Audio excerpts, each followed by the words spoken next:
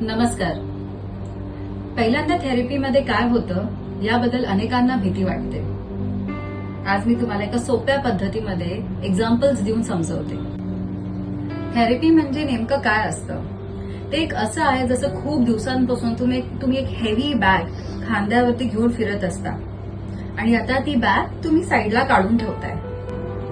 पहिल्या सेशनमध्ये तुम्ही ती बॅग उघडता. आता पहिल्याच सेशनमध्ये ती बॅग उघडून सगळं सामान बाहेर काढायची गरज नाहीये. तुम्ही जसं कम्फर्टेबल असाल तसं थोडं थोडं सामान बाहेर काढा. मग तुम्ही फक्त तुमची गोष्ट सांगायला सुरुवात करता. काय चाललंय आयुष्यात, सध्या करंटली काय चालू आहे, सध्या तुम्हाला कुठल्या गोष्टी त्रास देतात आहे, काय विचार डोक्यात सतत चालू आहेत, बस एवढंच. मग मी ऐकते. जजमेंट नाही, प्रेशर नाही अँड नो हरी. काही लोक खूप बोलतात, काही लोक थोडं थोडं बोलतात, काही ठीक ठीक बोलतात. कधी कधी डोळ्यात पाणी येतं, कधी कधी शब्दच सुचत नाही. हे सगळं नॉर्मल आहे.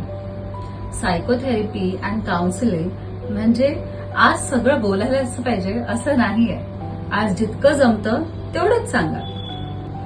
जर तुम्ही थेरपीचा विचार करत असाल पण मनामध्ये खूप भीती आहे तर हे लक्षात ठेवा की पहिल्याच सेशनमध्ये सगळं बदलणार नाहीये.